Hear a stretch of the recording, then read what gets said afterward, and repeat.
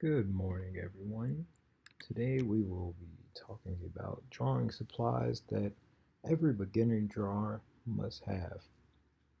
So to start off, I'm going to say that I'm not sponsored by anyone, so all of my information is just how I feel.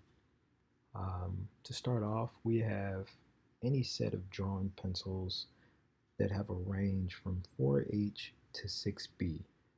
And this can be any brand of pencil because they're just about all the same.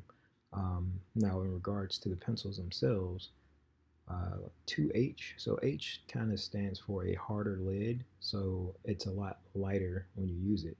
So this 2H, as you can see, is fairly um, see-through, like you can see quite a bit of the paper through it. Now this 2B, on the other hand, the B stands for a softer lid, so when you use it, more lead gets applied and sticks to the paper.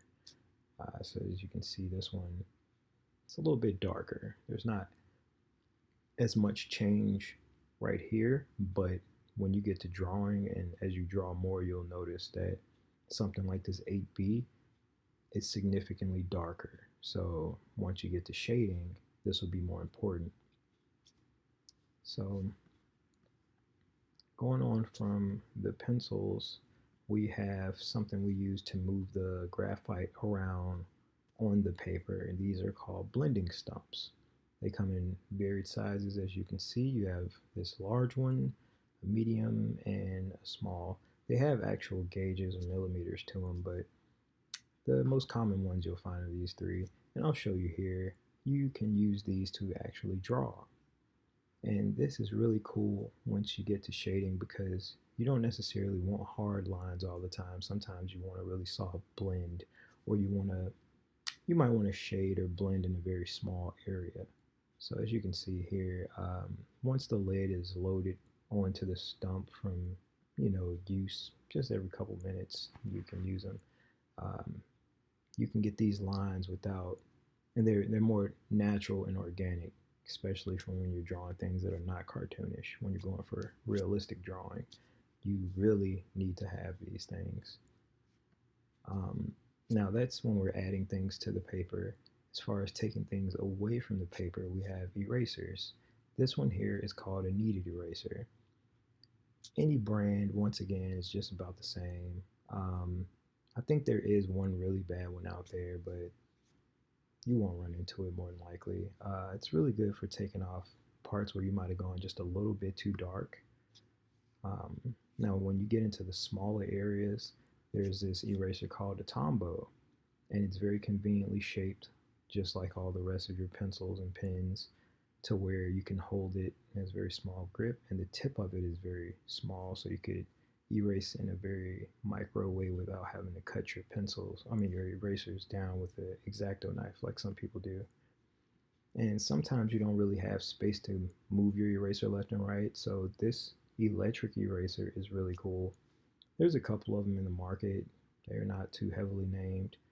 I think it takes a couple of AAA batteries. You can put your eraser in one spot, press the button, and it'll erase all the way down to the paper, depending on the type of paper you're using, so you're not constantly scrubbing back and forth. Another thing that you'll need to sketch, to skip to black really quick, is sketch charcoal. The General's brand is very reliable, and this pencil in particular is cool because you don't have to worry about sharpening the pencil. So when you're initially sketching out the darker areas or your outlines, all you do is peel back this rope and peel the paper off.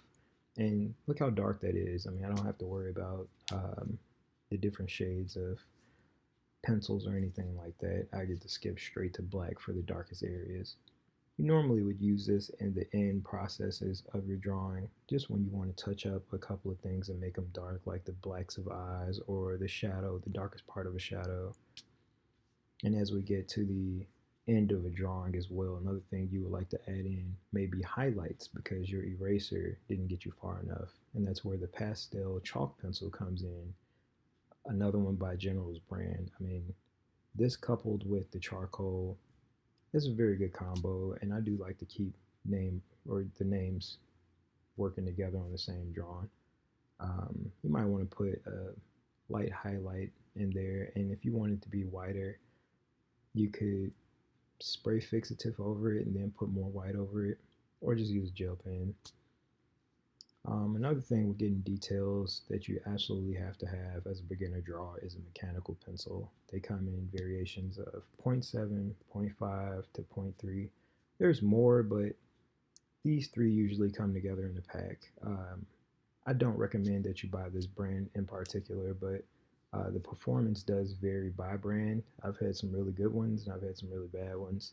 And the more you use them, they do kind of wear out. Like you wouldn't be able to press the button and the lead would either get stuck or it just wouldn't come out at all.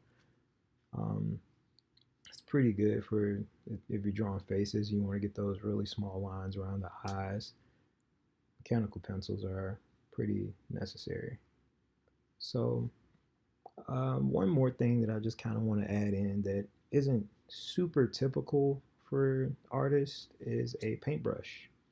So, you can get just about any kind of paintbrush for a couple bucks. They come in sets of like 10, just the really cheap ones. It doesn't have to be anything fancy.